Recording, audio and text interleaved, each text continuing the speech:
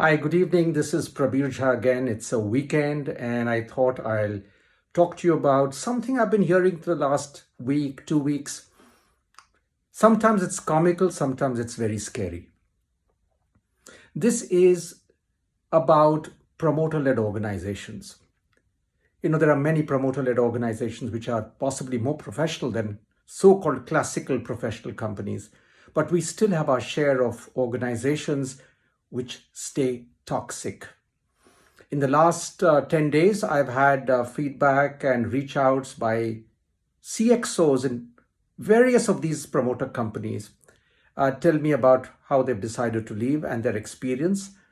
And there is a pattern which bothers me, especially as someone who is so focused on trying to create more top-class Indian organizations. The issue is the promoter really willing to let go?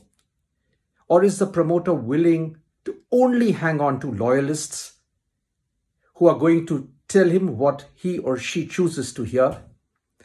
And therefore, anyone who goes out is dismissed as rubbish, maybe in ref checks tomorrow. Are these ref checks relevant, valid? And what could promoters do differently? And what could talent do differently to help these companies change? I do not want to do a broad brush of issues, but we have a very fundamental problem of reputation. You cannot be losing one after the other a set of pedigreed people who join your organization and say they were bad, because that is not going to cut ice in the talent community. It is important for you to be clear why you need such people. And are you willing to make the change to yourself, to the team of courtiers around you, who are often called loyalists? I always wonder, loyal to whom? Is it loyal to one's personal ego?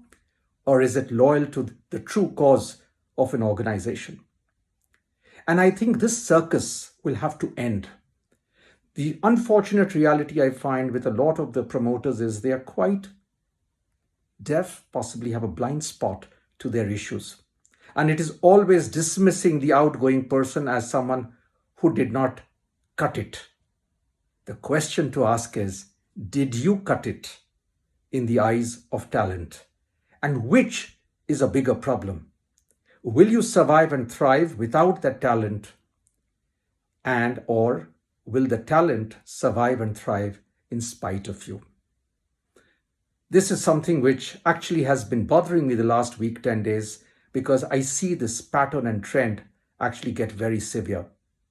It is not good for India Inc. in its entirety, and definitely not for the cause of building true professionally managed ecosystems.